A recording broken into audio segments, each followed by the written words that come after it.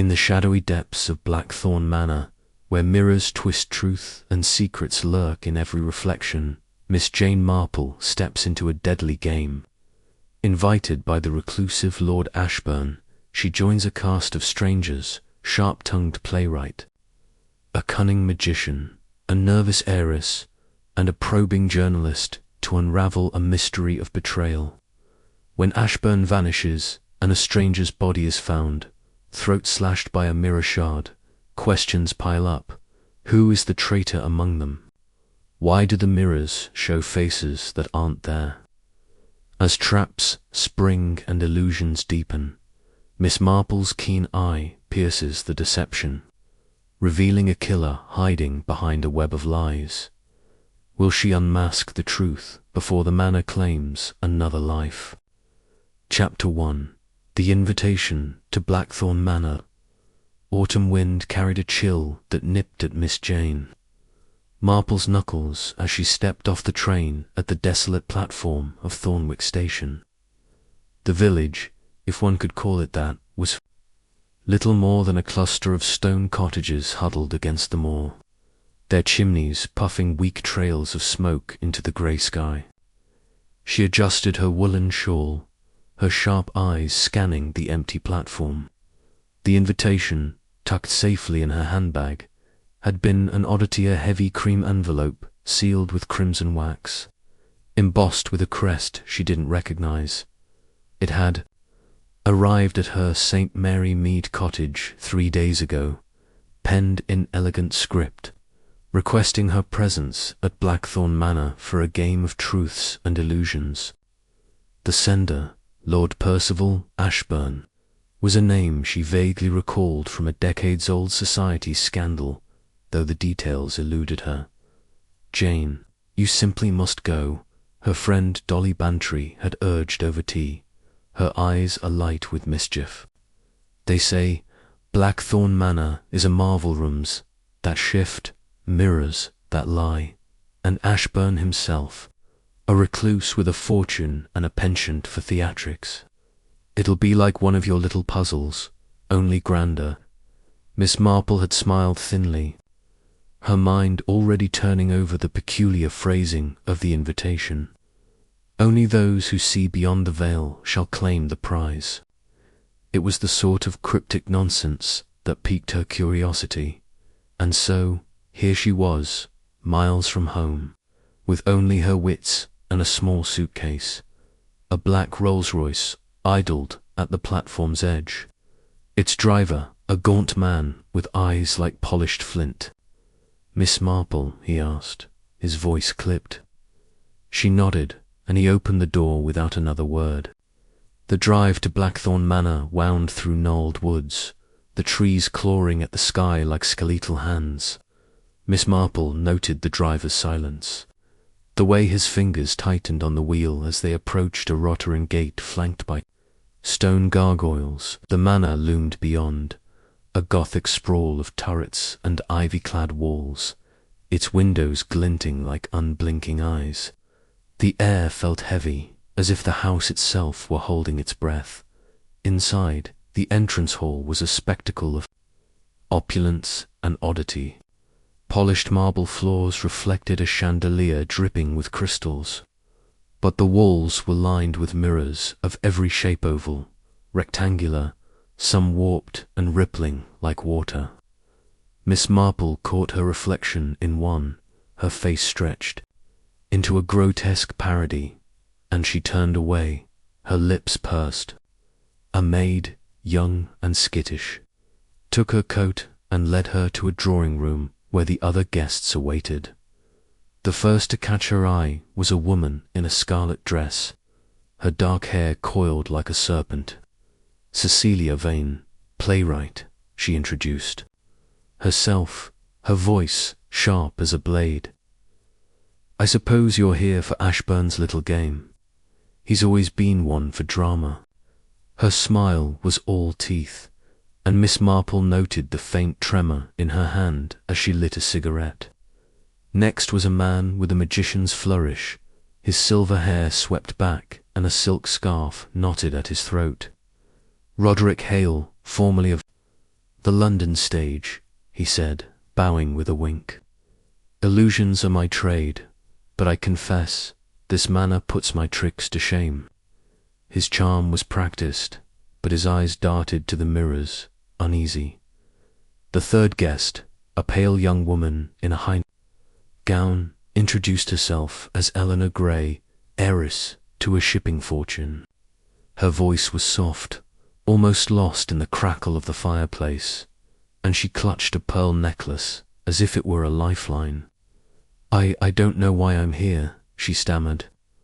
"Lord Ashburn was a friend of my father's, but I never met him." Miss Marple's gaze lingered on her, noting the faint bruise on her wrist, half hidden by a laced cuff. The final guest was a man in his 30s, with a journalist's notebook tucked under his arm. "Hugo Trent," he said, his grin boyish but his eyes calculating. "I write for the Clarion. Ashburn promised me a story, but I'm starting to think I'm part of it." He laughed, but it didn't reach his eyes. The maid returned, announcing dinner, and led them to a dining room that felt more like a stage set. A long mahogany table gleamed under candlelight, and the mirrors here were even more disorienting, reflecting the guests in fragmented slivers. Lord Ashburn awaited them at the head of the table, a tall man with a hawkish face and eyes that seemed to see through flesh to bone. His grey hair was swept back, and he wore a velvet smoking jacket that seemed plucked from another era. "Welcome," he said, his voice resonant, carrying a trace of amusement. "You've all been chosen for a reason, though I shan't spoil the surprise. Tonight we begin a gamer test of wit and perception. There is a truth hidden in Blackthorn Manor, a secret older than its stones. Find it by midnight, and the reward will be substantial." Miss Marple sipped her wine, her mind cataloguing his words.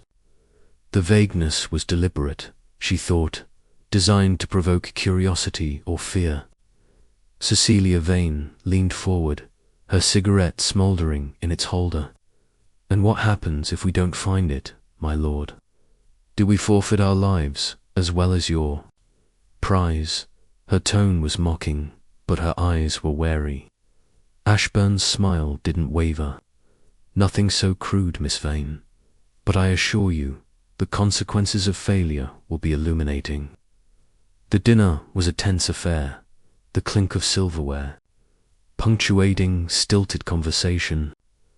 Roderick Hale regaled them with tales of his stage days, describing a trick where he made an elephant vanish in Covent Garden.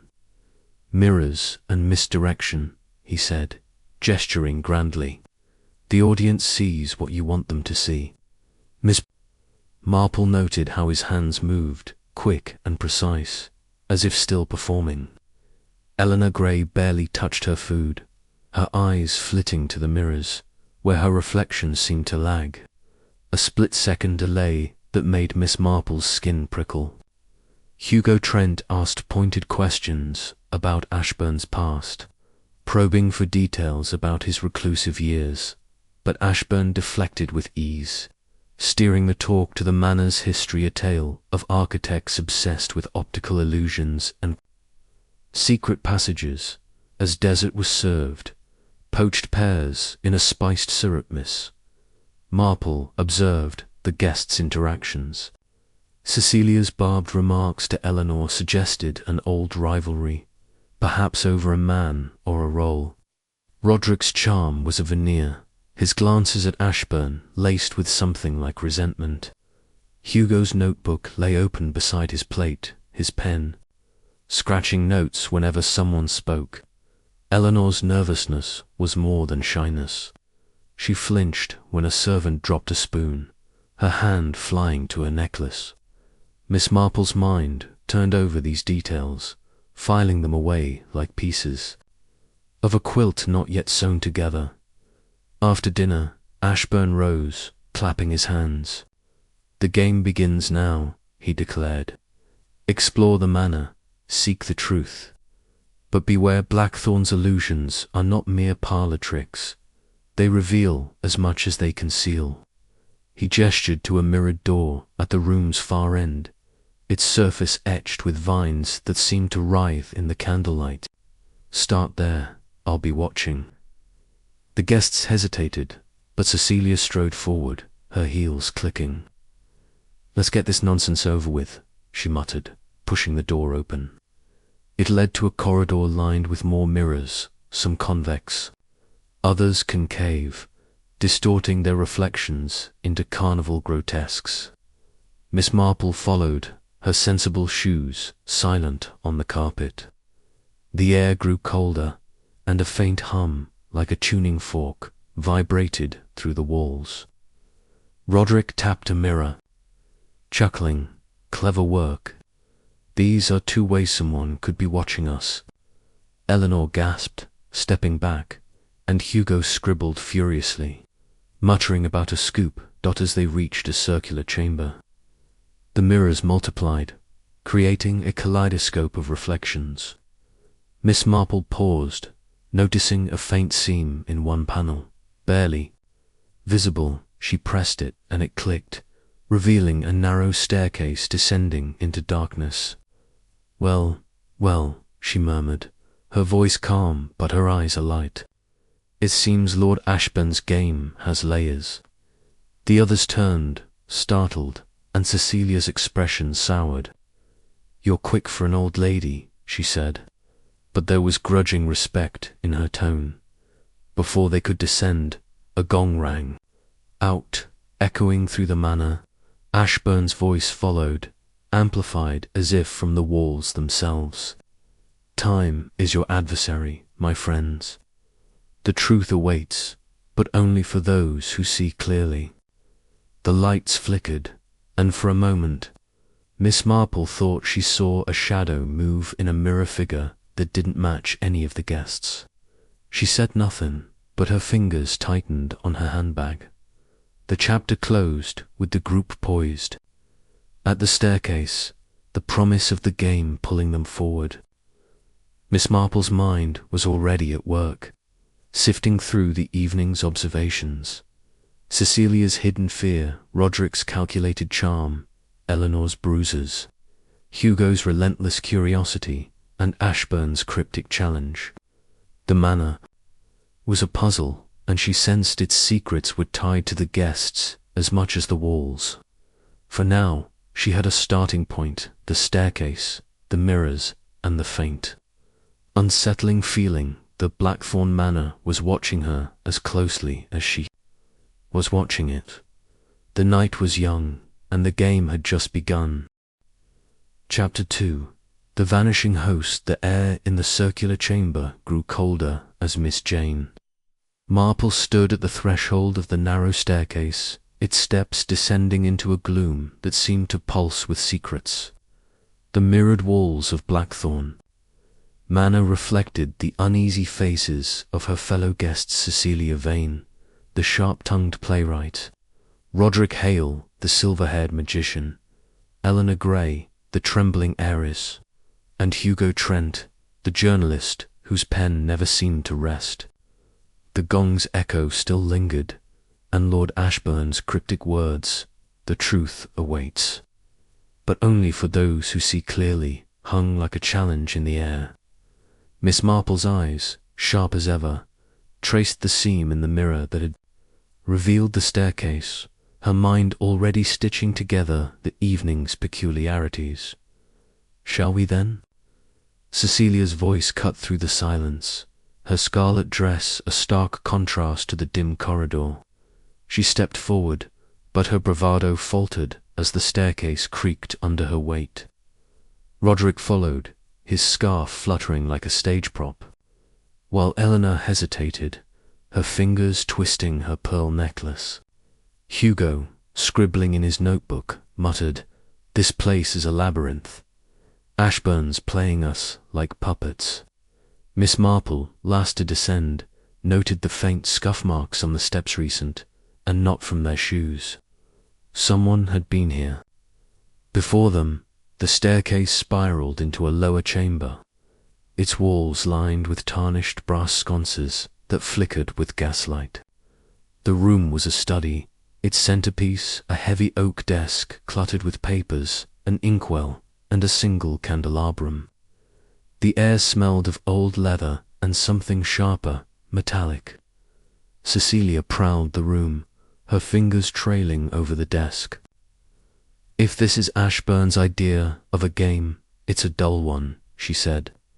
But her eyes betrayed her unease as they darted to the shadows. Roderick examined a bookshelf, its titles ranging from alchemy to optics, and chuckled. "Our host has eclectic tastes. This could be the set for one of my old shows." Miss Marple's attention was drawn to a velvet curtain at the room's far end. She parted it, revealing another mirror, this one framed in ebony and etched with symbols she couldn't decipher. Its surface was flawless, reflecting the room with unnatural clarity. "Curious," she murmured, noting how her reflection seemed to linger a fraction too long. Eleanor, standing near the desk, gasped. "There's something here," she cried, holding up a handkerchief stained with dark, wet blotches. The group crowded around, and Hugo's pen paused. "Blood," he said, his voice low, "fresh, by the look of it." The handkerchief bore the initials E.C. in gold thread, and Miss Marple's brow furrowed. "Not Lord Ashburn's," she said softly. "His initials are P.A." Cecilia's face paled, her cigarette trembling in its holder. "Don't. Look at me. I've never seen that before." Roderick raised an eyebrow. "A prop, perhaps. Our host loves his theatrics." But his tone lacked conviction, and Miss Marple noted the way his hands fidgeted, as if itching to perform a trick. To dispel the tension, Ashburn's voice boomed again, seemingly from nowhere, making Eleanor jump. "The game deepens, my friends. What you hold is a clue, but to what truth? Seek, and you shall find." The gaslights flickered, and a low, grinding sound echoed through the room. A panel in the floor slid open, revealing another staircase, this one narrower and steeper, descending into darkness. Hugo shone his pocket torch, its beam catching cobwebs and dust. "This is no game," he muttered. "This is a trap." Miss Marple, undeterred, suggested they return to the drawing room to regroup, sensing the study held more secrets than they could uncover in haste. The group retraced their steps, the mirrors above reflecting their ascent in disjointed fragments. Back in the drawing room, the fire had dwindled, and the servants were nowhere to be seen. Cecilia paced, her heels clicking. "Where's Ashburn? He's orchestrating this, like some mad puppeteer." Roderick, lounging in an armchair, smirked. "Perhaps he's vanished into one of his own illusions. I could teach him a thing or two about disappearing acts." Miss Marple sat quietly, her knitting needles clicking as she pulled yarn from her bag. The handkerchief lay on the table, its bloodstains stark against the white cloth. She observed the guests, her mind working like a loom. Eleanor's fear was genuine, but her bruise suggested a story untold. Cecilia's defensiveness hinted at a personal stake in Ashburn's game. Hugo's relentless note-taking suggested he knew more than he let on, and Roderick's nonchalance felt like a mask. The initials E.C. nagged at hurt convenient, too misaligned with Ashburn's meticulous nature. "Shall we play along?" Miss Marple asked, her voice mild but her eyes sharp. "Lord Ashburn expects us to explore. Let's indulge him." She proposed a parlour game one Ashburn had mentioned during dinner, a test of observation in a darkened room. The group agreed, though Cecilia muttered about childish nonsense.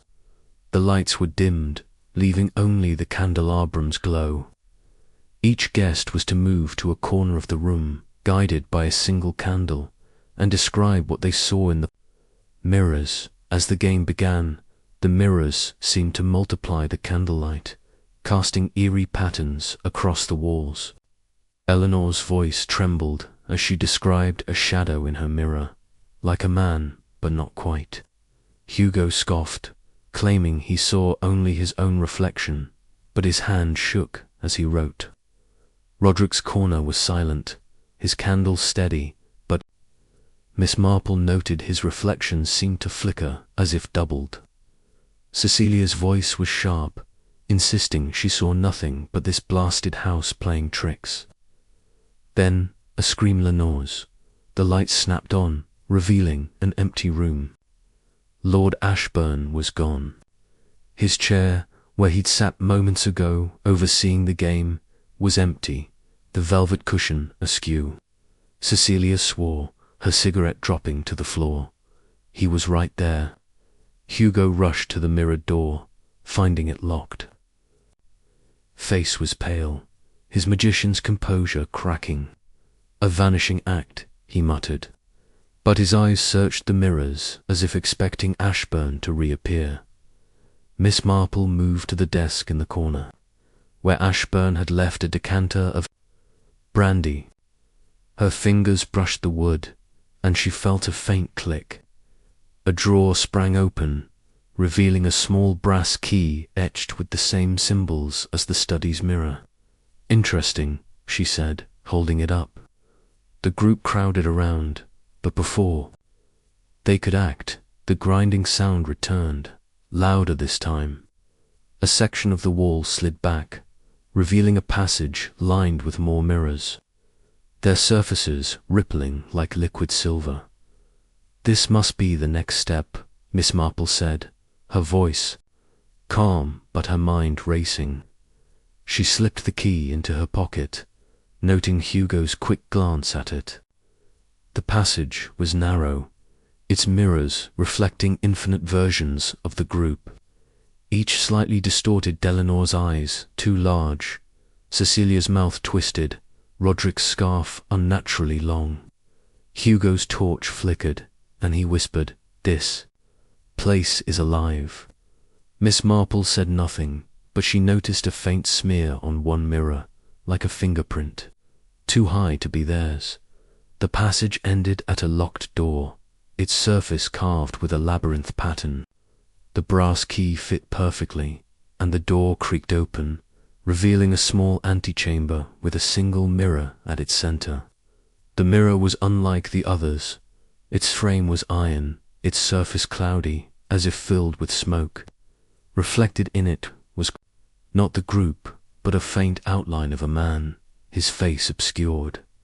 Eleanor stifled a sob, and Cecilia snapped, "Enough of this. Where's Ashburn?" But Miss Marple's gaze was fixed on the mirror, her mind piecing together the clues, the handkerchief, the initials, the key, the vanishing. "He's testing us," she said softly. "This is no simple disappearance." The handkerchief was a plant meant to mislead. "Those initials EC, they don't belong to anyone here, do they?" She looked at each guest, and Cecilia's jaw tightened, while Eleanor shook her head vigorously. Roderick's smile was thin, and Hugo's pen paused. "The truth," Miss Marple continued, "lies in what we're not seeing. This passage is a start, but we must look beyond the mirrors." The chapter closed with the group standing in the antechamber, the smoky mirror reflecting their uncertainty. Miss Marple's discovery of the passage provided a satisfying resolution, advancing the mystery while deepening the intrigue. Ashburn's vanishing act was no mere trick, and the handkerchief's false clue suggested a deeper game. The key in her pocket felt heavy with promise, and the mirrors seemed to whisper secrets only she could hear. The night was far from over, and Blackthorn Manor's illusions were just beginning to unravel. Chapter 3. The Mirror's Deception. The antechamber's air was thick with the scent of dust and something acrid, like burnt wax, as Miss Jane Marple stood before the smoky mirror, its cloudy surface holding the faint outline of a man who wasn't. There, the brass key from the hidden drawer rested in her pocket, a small weight anchoring her thoughts. The remaining guests, Cecilia Vane, Roderick Hale, Eleanor Gray, and Hugo Trent stood in a tense semicircle, their reflections fractured in the surrounding mirrors. Lord Ashburn's sudden vanishing during the parlour game had shaken them, and the blood-stained handkerchief with its misleading EC initials had deepened the unease. Miss Marple's calm demeanour belied the rapid ticking of her mind, piecing together the manor's illusions and the secrets its guests carried. "This mirror is different," Miss Marple said, her voice steady, as she traced the iron frame's edges. "It's not just reflecting, it's showing us something else." Cecilia, her scarlet dress catching the dim light, scoffed. "It's a trick, like everything else in this wretched house. Ashburn's probably laughing at us from some hidden room." But her hands betrayed her, clenching into fists. Roderick, the magician, stepped closer, his silver hair glinting. "Clever work," he mused, squinting at the mirror. "This could be a Pepper's ghost illusion, projected light, a hidden panel. I've done similar on stage." His tone was admiring, but Miss Marple noted the sweat beading on his brow. Eleanor, clutching her pearl necklace, whispered, "I saw him in the mirror, not Ashburn, but someone else." His eyes were wrong, her voice trembled, and Hugo, ever the journalist, jotted down her words, his torch casting jittery shadows. "Describe him, Miss Gray," he pressed, his boyish grin replaced by a hungry intensity. Eleanor shook her head, her face pale. "It was like he was watching me, but not really there. Like a ghost." Miss Marple's eyes narrowed. Eleanor's fear was genuine, but her vagueness suggested something held back, perhaps a memory she didn't want to share. The antechamber's walls, lined with more mirrors, seemed to pulse with their reflections, each guest distorted in subtle ways. Cecilia's eyes too sharp, Roderick's hands too large, Hugo's notebook unnaturally bright. Miss Marple tapped the iron-framed mirror, and a low hum vibrated through the room like a plucked string. "This is no ordinary glass," she said, her fingers finding a faint groove along the frame. Before she could investigate further, a sharp crack echoed from beyond the antechamber, followed by a gust of cold air. The group turned, and Hugo's torch illuminated a narrow corridor branching off, its entrance hidden behind a sliding panel that had opened without warning. "Another of Ashburn's surprises," Cecilia muttered, but she hesitated, her bravado waning. Miss Marple led the way, her sensible shoes silent on the stone floor. The corridor was lined with antique mirrors, their surfaces etched with intricate patterns, vines, eyes, and strange, looping symbols. The reflections here were even stranger, showing the group in poses they hadn't taken, Cecilia lighting a cigarette she hadn't touched, Roderick adjusting a scarf he wasn't wearing. "These mirrors are rigged," Hugo said, his voice tight. "They're projecting images, like a cinema." Roderick nodded, his magician's instincts kicking in. "Old trick, but effective.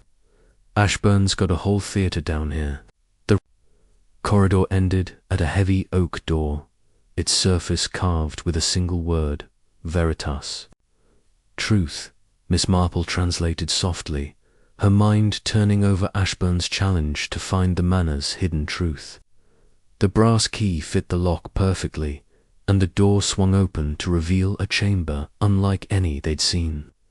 The room was circular, its walls covered in mirrors of every size, some convex, others concave, creating a dizzying kaleidoscope of reflections. A single chandelier hung from the ceiling, its crystals scattering light like stars. In the center stood a pedestal with a small, locked box. its surface inlaid with mother dash of dash pearl. Eleanor gasped, pointing to a mirror on the far wall. There, I saw him again. The group turned, but the mirror showed only their own faces, now pale and strained. Miss Marple approached the pedestal, noting the box's lock matched the key in her pocket. Before she could try it, Cecilia snapped, "This is madness.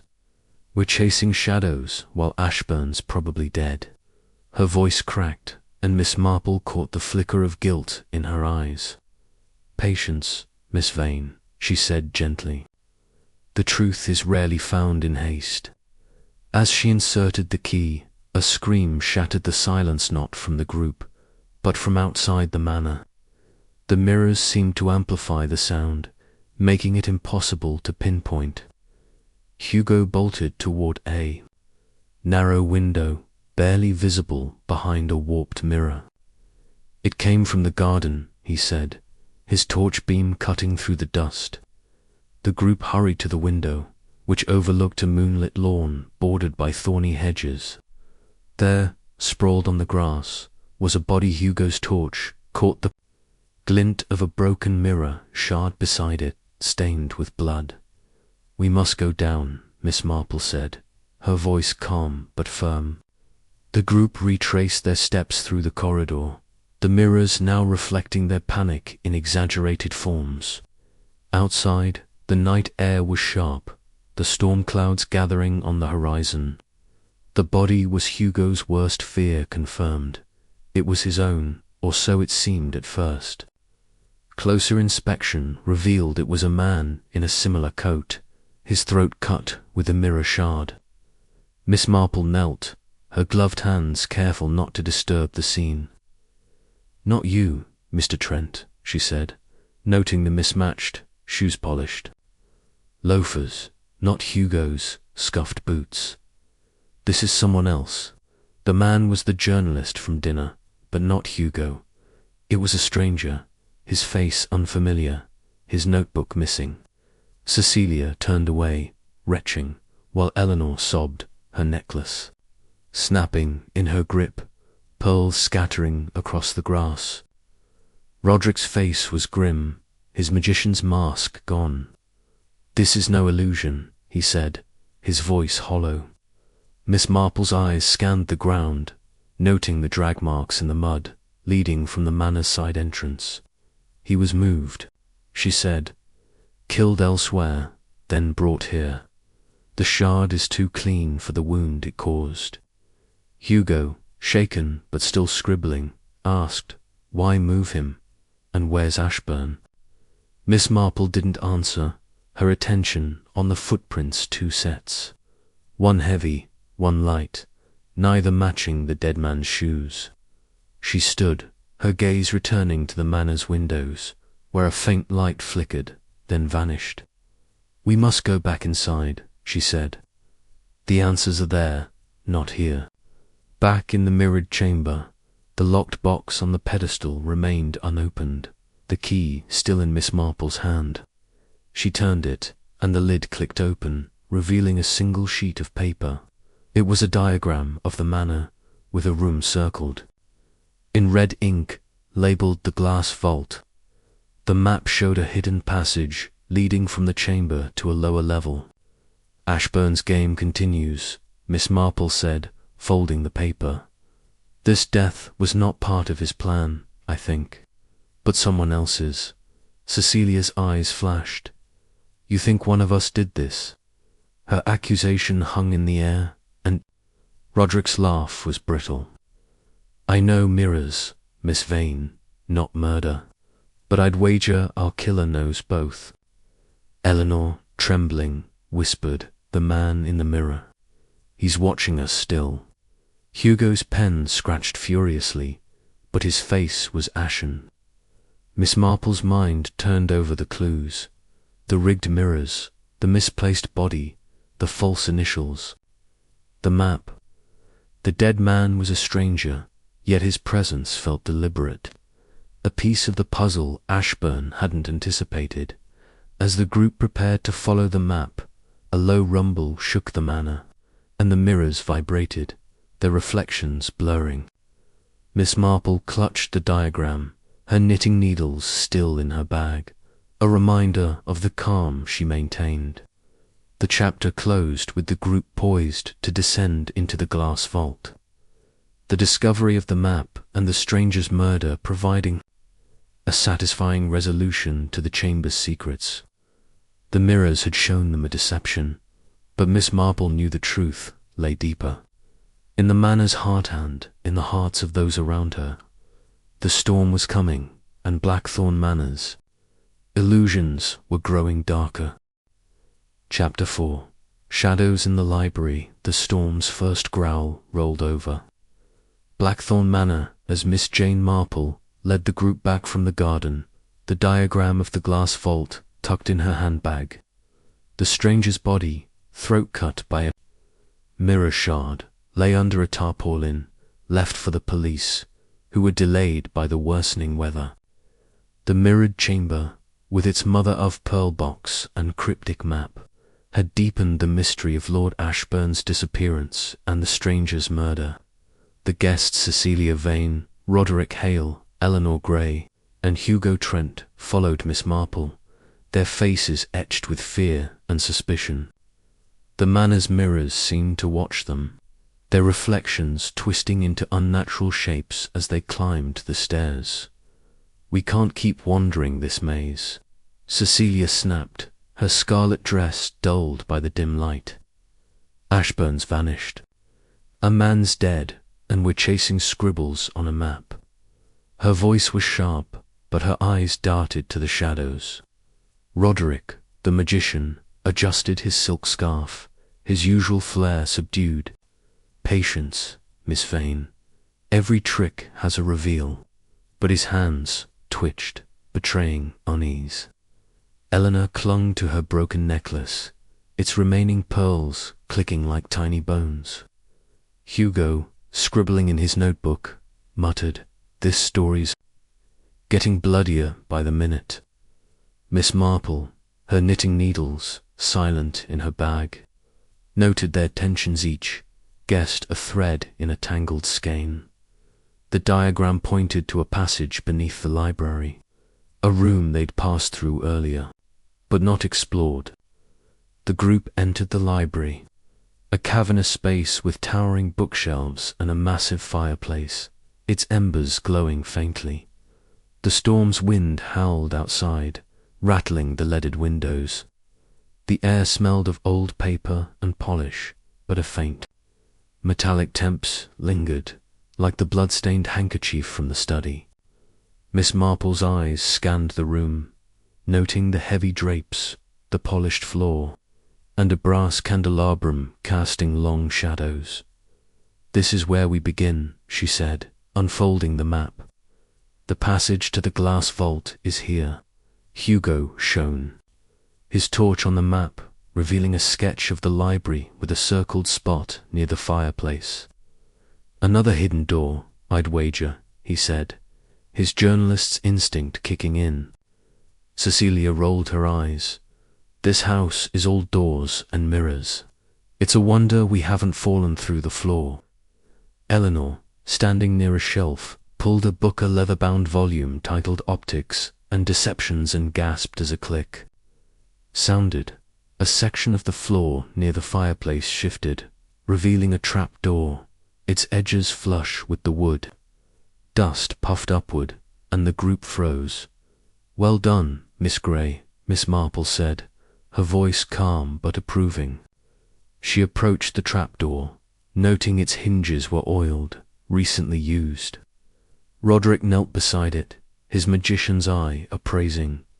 "This is no stage prop. It's built to last." He tugged the handle, but the trapdoor didn't budge. Miss Marple produced the brass key from the mirrored chamber, its etched symbols glinting. "Perhaps this will help." The key fit a small lock in the trapdoor's center, and with a groan it opened, revealing a spiral staircase descending into darkness. Before they could descend, Cecilia grabbed Miss Marple's arm, her nails digging. "In? What if it's a trap?" That man in the garden, he wasn't part of Ashburn's game. Someone's killing, and we're walking into their lair. Her voice was shrill, and Miss Marple gently freed her arm. Fear clouds the mind, Miss Vane. We must see clearly, as our host advised. But she noted Cecilia's panic, wondering if it stemmed from guilt or dread. As they descended, the staircase creaked, and the air grew damp, smelling of earth and rust. Hugo's torch lit the way, revealing stone walls carved with faint runes. Unlike the manor's ornate mirrors, the passage ended at a low door, its surface studded with iron. The key worked again, and the door opened into a small chamber lined with shelves of dusty tomes and rolled parchments. A single desk held a journal, its cover embossed with the Ashburn crest. Miss Marple opened it, revealing pages of tight, slanted handwriting Lady Ashburn's, dated 20 years prior. Percival's wife, she murmured, scanning entries. About the manor's construction, its mirrors designed to conceal and reveal truths. Eleanor, peering over her shoulder, whispered, "My father knew her. He said she died in an accident here." Her voice trembled, and Miss Marple noted the bruise on her wrist, now fully visible without her lace cuff. "An accident?" she asked, her tone gentle but probing. Eleanor nodded, avoiding her gaze. Hugo, flipping through a parchment, found architectural plans for the manor, marked with hidden rooms. "This place is a fortress of secrets," he said, his pen scratching. Roderick, examining a shelf, pulled out a vial of amber liquid, its label faded. "Curious," he said, holding it to the light. "Smells like ether.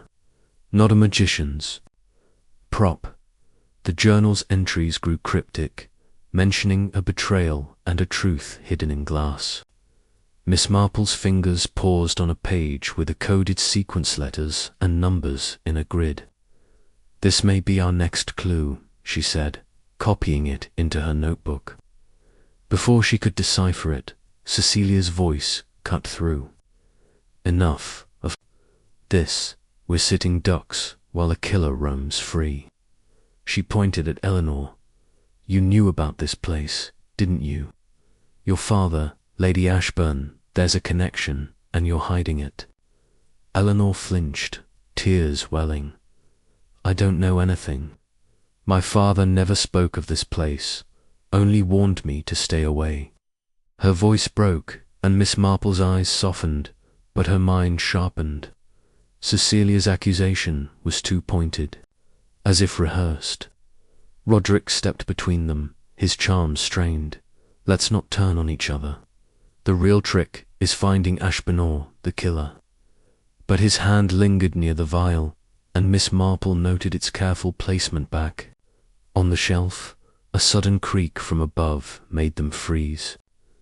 The trapdoor slammed shut, and a grinding sound followed, like stone on stone. Hugo rushed up the stairs, only to find the trapdoor locked from above. "We're trapped," he shouted, pounding the wood. Cecilia's face drained of colour, and Eleanor sank to the floor, sobbing. Miss Marple, unfazed, examined the chamber's walls, her fingers brushing a loose stone. It shifted, revealing a lever. "Not trapped," she said, pulling it. The floor shuddered, and a section of the wall slid open, revealing another passage. This one lined with flickering gas lamps.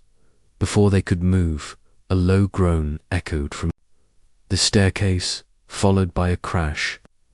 Roderick, nearest the stairs, peered up and shouted. The trapdoors collapsed. Dust billowed down, and the group coughed, shielding their faces. Miss Marple, her shawl dusted with grit, remained calm. "Someone doesn't want us here," she said, her voice steady, "but they've miscalculated." The collapsed trapdoor had damaged the lock, and Hugo, with Roderick's help, pried.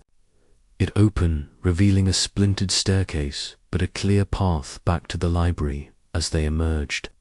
The storm's full force hit, rain lashing the windows. Miss Marple clutched the journal, its coded page, her focus. She sat by the fireplace, her knitting needles clicking as she studied the grid. The others watched, tense. "The code," she said, "points to a room beneath the east wing. The glass. Vault, I presume." She traced the map's lines, her mind weaving the clues. The journal's betrayal, the stranger's murder, Cecilia's accusations, Eleanor's fear, Roderick's vial, Hugo's relentless notes. The manor was a chessboard, and someone was moving pieces in the dark. The chapter closed with the group gathered around the map, the new passage their next step. The journal's discovery and the trapdoor's sabotage provided a satisfying resolution, unraveling part of the manor's history while deepening the mystery. Miss Marple knew the killer was close, their actions desperate. The storm raged, and Blackthorn Manor's shadows grew longer, hiding truths she was determined to uncover. Chapter 5. The magicians tricked the library's fireplace, cast a feeble glow as Miss Jane Marple folded the coded journal, its cryptic grid pointing to the glass vault beneath Blackthorn Manor's east wing. The storm outside roared, its thunder shaking the windows, while the group Cecilia, Vane, Roderick Hale, Eleanor Gray, and Hugo Trent stood around the map, their faces taut with suspicion. The stranger's murder in the garden, Lord Ashburn's disappearance, and the sabotaged trapdoor had tightened the noose of fear. Miss Marple's knitting needles rested in her bag, but her mind was a whirl of threads. Lady Ashburn's journal, Cecilia's sharp accusations, Eleanor's hidden bruise, Hugo's relentless notes, and Roderick's curious vial of ether. The manor was a puzzle, and the glass vault promised answers. "We're wasting time." Cecilia snapped, her cigarette smoke curling like a spectre. That passage could be another trap. Her eyes flicked to Roderick, who leaned against a bookshelf, his silk scarf loose. "Don't look at me," he said, his magician's smile strained. "I'm here for the show, not to rig it." Eleanor, clutching her broken necklace, whispered, "What if the killer's waiting down there?" Hugo, his torch flickering, scribbled in his notebook, "If we don't go, we'll never know who's behind this or where Ashburn is." Miss Marple, her voice calm, said, "The journal suggests the vault holds the truth. We must see for ourselves." The map led them to a tapestry in the library's east corner, its threads depicting a labyrinth of mirrors. Miss Marple's fingers found a seam, and a tug revealed a low door, its iron hinges cold. The brass key from the mirrored chamber fit. The lock and the door groaned open, revealing a stone passage sloping downward. The air was stale, tinged with mildew, and the walls were bare, unlike the manor's mirrored halls. Hugo's torch lit the way, its beam catching faint scratches on the stone marks of recent passage. Miss Marple noted, too deliberate to be accidental. The passage ended at a heavy curtain, its velvet frayed but heavy. Roderick parted it, revealing the glass vaulted chamber lined with glass panels, not mirrors, each etched with geometric patterns that refracted the torchlight into prismatic shards. A steel safe stood in the center, its surface gleaming like a jewel. Shelves along the walls held theatrical props, wigs, cloaks, and a box of glass lenses, the kind used in stage illusions. "My kind of room," Roderick said, his voice light, but his eyes wary. Miss Marple's gaze lingered on the safe, its combination lock a challenge. "This is no stage," she said softly. "This is the heart of Ashburn's game." Cecilia, pacing, kicked a proper wooden mask that clattered across the floor. What's the point of this junk? Where's Ashburn? Her frustration was palpable, but Miss Marple noted her quick glance at the safe, as if she knew its contents. Eleanor, hovering near the curtain, gasped. I saw him again, the man from the mirrors. She pointed to a glass panel, its surface rippling with a faint shadow. Hugo swung his torch, but the panel showed only their distorted faces. Another trick, he muttered, though his hand shook.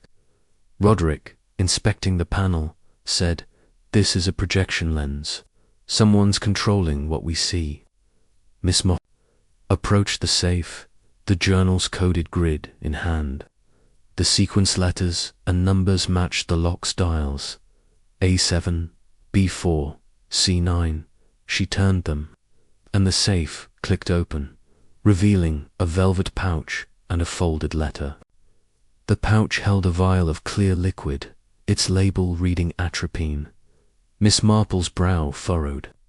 A poison, she said, her voice low, used in small doses for medicine, but deadly in excess. Hugo's pen paused, like the ether. Upstairs, Roderick's face tightened. I didn't put that there, he said quickly. But I know this vault. I helped Ashburn design it years ago. Illusions for his parties, nothing more.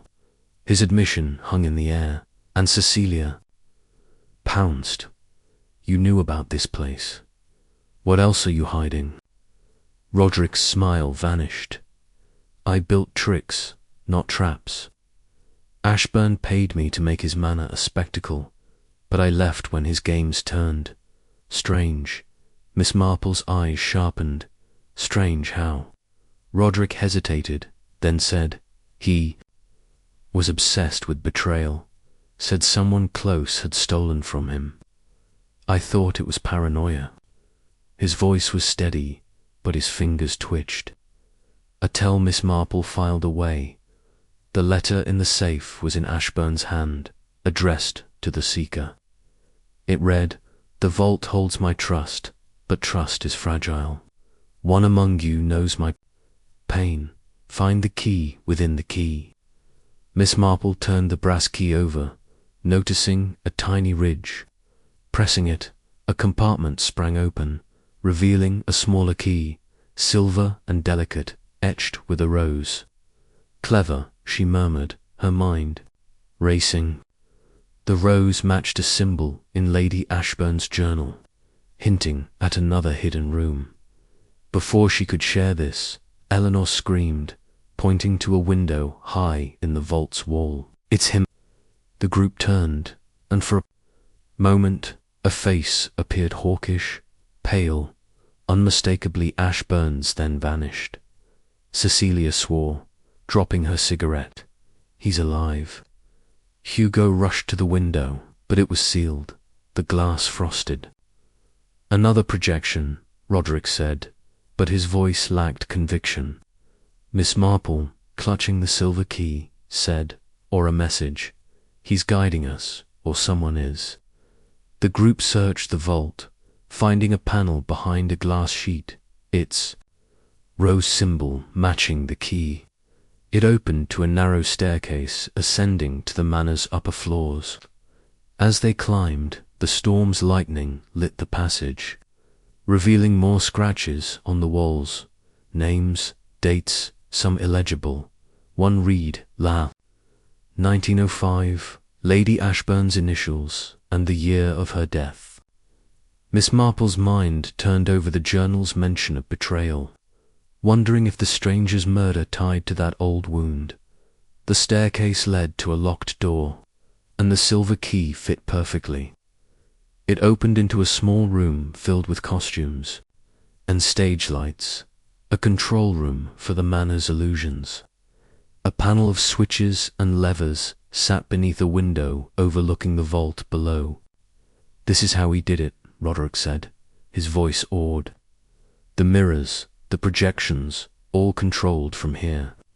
Hugo flipped a switch, and the vault's glass panels flickered, showing fleeting images, A man's silhouette, a woman's scream. He's been watching us, Hugo said, his face pale.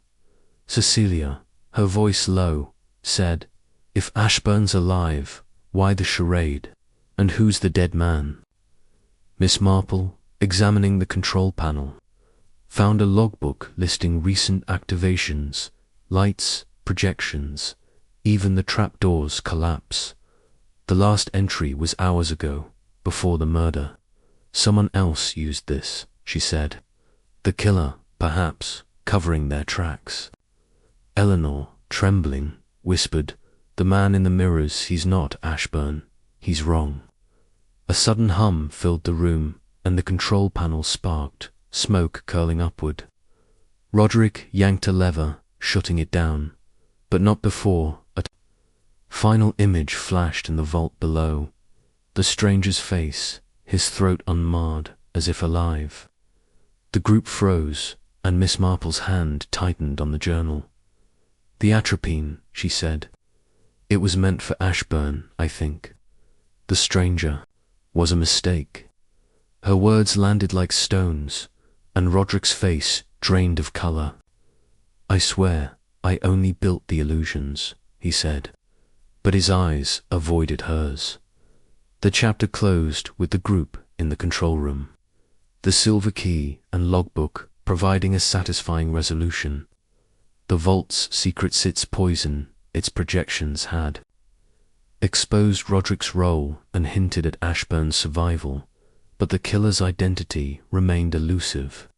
The storm's lightning illuminated the manor, and Miss Marple knew the next room, hinted at by the journal's code, would bring them closer to the truth. The magician's trick was unraveling, but Blackthorn Manor held more deceptions yet. Chapter 6. The Attic Revelation. The storm's fury battered Blackthorn Manor, its lightning casting jagged shadows through the control room's narrow window. Miss Jane Marple stood by the sparking panel, the silver key with its rose etching cool in her hand. The glass vaults, secrets Lady Ashburn's journal, the atropine vial, and the logbook of illusions had pointed to a deeper betrayal. With the stranger's murder, a tragic misstep in a killer's plan.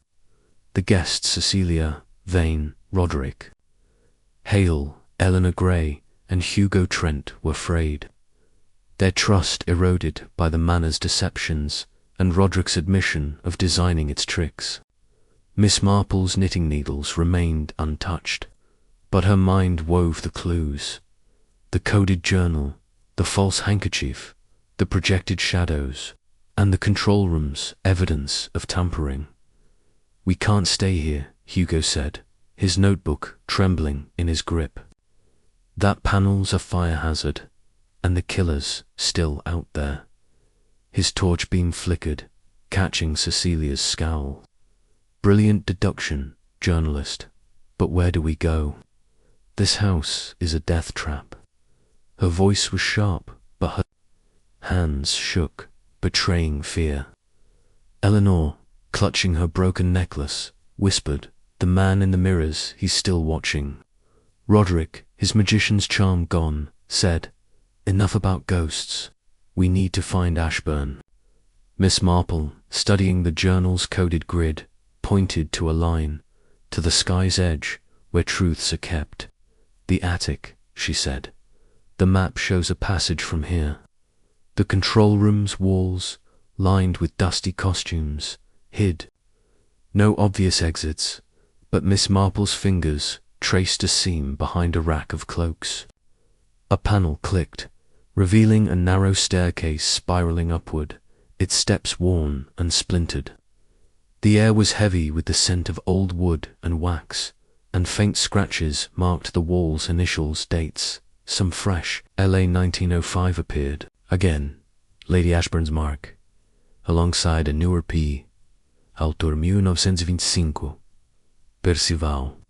Miss Marple murmured, her mind turning over the journal's hint of betrayal. Hugo's torch lit the way, its beam catching cobwebs that swayed like ghostly veils. The staircase opened into the attic, A vast shadowed space with slanted beams and a single skylight, rain drumming against its glass. Trunks and crates were piled high, their surfaces etched with the same rose symbol as the silver key. A desk sat in the corner, its surface cluttered with papers, a quill, and a leather-bound diary. Miss Marple opened it, recognizing Ashburn's tight script. The entries detailed his obsession with a traitor among his inner circle, someone who had stolen his legacy decades ago. He staged his disappearance, she said, her voice calm but certain. To flush out the guilty, Cecilia's laugh was brittle, staged, with a dead man in the garden. This is no game. Her cigarette was unlit, her hands too unsteady to strike a match. Roderick, inspecting a trunk, found a projector lens, its glass cracked. "This explains the shadows," he said, but his eyes avoided Miss Marple's. Eleanor, near the skylight, gasped, pointing to a faint glow outside. "It's him again, Ashbourne." The group rushed to the window, but the glow was gone, replaced by lightning's stark flash. Hugo scribbled, muttering, "He's alive, playing us all." Miss Marple turned a page in the diary, finding a list of names, none matching the guests, but one, C. Vane, caught her eye. "Miss Vane," she said, her tone gentle, "did you know Lord Ashburn before tonight?" Cecilia's face paled. "I wrote a play about his scandal years ago, a satire. He didn't take kindly to it." Her voice was defiant, but her eyes darted to the diary, and Miss Marple noted the guilt in her posture. A play that cost him his reputation. She pressed. Cecilia nodded, her jaw tight. "He invited me here. I thought it was to bury the hatchet." The attic's air grew colder, and a creak sounded from a far corner. Hugo's torch swept over a pile of crates, revealing a hidden door, its rose symbol glinting. The silver key fit, and the door opened to a narrow walkway suspended among the manor's rafters, overlooking the grand hall below. Mirrors lined the walls, reflecting the storm's lightning in dizzying flashes. As they crossed, Cecilia tripped, her heel catching a loose board. The walkway shuddered, and a section collapsed, sending her tumbling toward the edge. Roderick grabbed her arm, pulling her back, but his face was grim. "This was no accident," he said, pointing to the board's sawed edges. Miss Marple examined the sabotage, her mind racing. "Someone wants us silenced." The diary's entries echoed in her thoughts. Ashburn's belief in a traitor.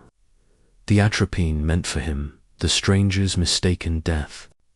She led the group to the walkway's end, where a final door opened into a small study, its walls papered with maps and sketches of the manor's illusions. A single chair faced a mirror, its surface clear but reflecting an empty room. "Study," Miss Marple said, noting a letter on the desk, sealed with the rose crest. The letter, addressed to my guests, read, "If you read this, you found my sanctuary. The traitor is among you, their heart as false as my mirrors. The truth lies in their confession." Hugo's pen scratched furiously, but his face was ashen. "He's alive, and he's hunting someone." Eleanor, trembling, said, "The man in the mirrors, he's not Ashburn. He's angry." Roderick's laugh was hollow. "Ghosts don't saw boards, Miss Grey." Miss Marple's eyes fell on Cecilia, who stood rigid, her cigarette unlit. "Miss Vane, your play, what was the scandal?" Cecilia's voice was low. "Ashburn's business dealings. I exposed forged contracts, ruined him. He swore revenge, but I thought he'd forgotten." Her confession hung heavy, and Miss Marple's mind clicked. The handkerchief's false initials, The sabotaged walkway, Cecilia's fear. You were his target, she said, but the stranger's death suggests a larger plan. A sudden crash echoed from the grand hall below, and the group peered over the walkway's edge. A chandelier had fallen, its crystals scattered like ice. Hugo's torch caught a shadow moving across the hall, too swift to identify. Ashburn, he whispered. Miss Marple shook her head. Or the killer, covering their tracks. She clutched the diary, its pages detailing Ashburn's plan to stage his death. But the atropine suggested someone had turned his game deadly. The chapter closed with the group in the study. Cecilia's confession and the diary's revelations, providing a satisfying resolution. The sabotaged walkway and the fallen chandelier heightened the stakes, confirming a killer's presence. Miss Marple knew Ashburn was alive, orchestrating from the shadows, but the traitor's identity and their motive remained elusive. The silver key, the diary, and the storm's relentless howl pointed to a final confrontation. One she was ready to face in Blackthorn Manor's mirrored heart. Chapter 7. The Final Illusion. The storm's rage softened to a mournful drizzle as dawn's first light crept through Blackthorn Manor's skylight, casting pale streaks across the attic study. Miss Jane Marple stood by the desk, Lord Ashburn's diary in hand, its pages revealing his staged disappearance to unmask a traitor. The sabotaged walkway, Cecilia Vane's confession about her damaging play, and the stranger's murder mistakenly poisoned with atropine meant for Ashburn, tightened the web of deceit. The guests Cecilia, Roderick Hale, Eleanor Gray, and Hugo Trent clustered on the narrow walkway, their faces etched with exhaustion and dread. The fallen chandelier in the grand hall below was a stark reminder of the killer's desperation. Miss Marple's knitting needles remained in her bag, but her mind was a loom, weaving the final threads of the manor's mystery. We can't stay up here, Hugo said, his notebook nearly filled, his torch dimming. That shadow in the hall lits the killer, or Ashburn. His voice was hoarse, his journalist's bravado fading. Cecilia, her cigarette unlit, snapped, If Ashburn's alive, why drag us through this charade? And who's the dead man? Her eyes, red-rimmed, betrayed guilt over her past betrayal. Eleanor, clutching her broken necklace, whispered, "The man in the mirrors, he's still here." "I feel him." Roderick, his magician's scarf loose, said, "No more illusions. We need answers." Miss Marple, holding the silver key with its rose etching, pointed to the diary's final entry. "The truth lies in the heart of the hall, where mirrors meet." "The grand hall," she said. "We end this there." The group descended cautiously, the walkway creaking under their weight. The storm's aftermath left the manor silent, its mirrors reflecting a grey, watery light. The grand hall was a wreck. Shattered crystals from the chandelier glittered like frost, and the air smelled of wax and metal. Miss Marple's eyes scanned the mirrored walls, noting a panel with a rose symbol barely visible. "The heart of the hall," she murmured, inserting the silver key. A click echoed, and the panel slid open, revealing a hidden chamber, its walls lined with clear glass, not mirrors, creating a prism-like glow. A single chair faced a control panel, its levers and dials like those in the vault's control room before they could enter. Cecilia grabbed Miss Marple's arm. "What if it's another trap? Someone's been one step ahead." Her voice was shrill, but Miss Marple gently freed herself. "Then we must be 2 steps ahead, Miss Vane." She stepped into the chamber, the others following. The glass walls shimmered, and a faint hum filled the air like a heartbeat. On the panel was a note in Ashburn's hand. Speak the traitor's name, and the truth will appear. Hugo's pen paused. He wants a confession, but whose? Eleanor's voice trembled. It's not me, I swear it. Roderick's laugh was thin. We're all suspects, aren't we? Miss Marple, her mind sharp, turned to the group. Lord Ashburn staged his disappearance to expose a betrayer, but the murder was not his plan. The atropine was meant for him, but the stranger died instead. The killer is here, hiding behind these illusions. She paused, her gaze settling on Roderick. Mr. Hale, you designed the manners tricks. You knew the vault, the control room, the projections, and you handled the ether vial too readily. Roderick's face paled. I'm no killer. I built illusions, not poisons. But his hands shook, and Miss Marple pressed on. The logbook showed tampering. Someone used the controls to project the stranger's face, to confuse us. You knew how. Cecilia's eyes widened. Him, the magician. Roderick backed away, his scarf slipping. You're wrong, old woman. I'd never, but Eleanor interrupted, her voice breaking. I saw you, Mr. Hale. In the vault, you moved the vial, like you knew it was there. Hugo nodded, flipping through his notes. And you were quick to explain the projections, like you'd used them. Miss Marple held up the diary. Ashburn wrote of a traitor who stole his fortune. The forged contracts Cecilia exposed, were they yours, Mr. Hale, hidden by your tricks? Roderick's composure cracked, his voice rising. I took nothing. Ashburn was paranoid, seeing enemies everywhere. But Miss Marple's calm was unrelenting. You sabotaged the walkway, didn't you? To silence Cecilia, who knew too much. And the atropine you meant it for Ashburn. But the stranger, a hired investigator perhaps, drank from the wrong glass. She stepped to the control panel, flipping a switch. The glass walls flickered, projecting a scene. Roderick in the vault, slipping the vial into his pocket, then replacing it. The logbooks, timestamps, matched. Roderick lunged for the door, but Hugo blocked him, his journalist's instinct fierce. Not so fast. Cecilia's cigarette fell, unlit. You monster. Eleanor sobbed, her pearls scattering anew. Miss Marple, her voice soft, said, Confess, Mr. Hale. The mirrors have shown us the truth. Roderick's shoulders slumped, his magician's mask gone. I needed the money. Ashburn cut me off years ago, after I sold his designs.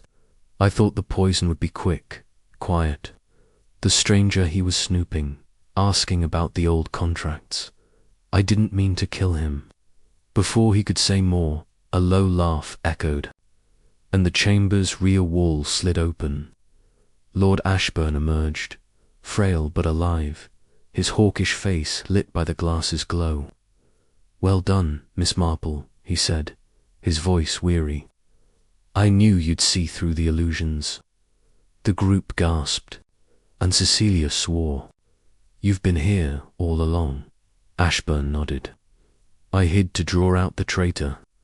My game was to test loyalty, but I didn't expect murder. His eyes softened on Eleanor. You, my dear, are forgiven. Your father's debts are not yours. Eleanor's tears fell, her bruise a silent story of her own struggles. Miss Marple handed Ashburn the diary. Your plan was reckless, my lord.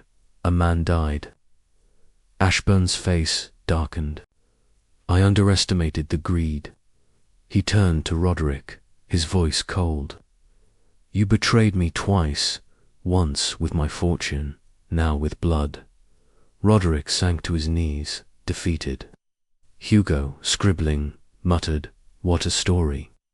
Cecilia, her guilt eased, lit a cigarette at last, her hands steady. The police, delayed by the storm, arrived as the chamber's glass walls dimmed, their projections fading. Roderick was led away, his confession complete. Miss Marple gathered her shawl, her knitting untouched, but her mind satisfied. The manor's secrets, the forged contracts, the poison, the illusions, were laid bare. Ashburn, though alive, was a shadow of himself, his game a costly triumph. As the group dispersed, Eleanor thanked Miss Marple, her voice soft. "You saw what we couldn't." Miss Marple smiled. "People are like mirrors, my dear. They reflect what they wish to hide." The chapter and the story closed with Ms. Marple in the grand hall, the storm's last raindrops pattering outside. The mirrors, now still, reflected only the truth, a killer unmasked, a traitor exposed, and a manor stripped of its illusions. She boarded the Rolls-Royce, the driver silent as before, and as Blackthorn Manor faded into the mist, she reflected on the fragility of trust and the clarity of human nature. The game was over, and justice, though bittersweet, was served.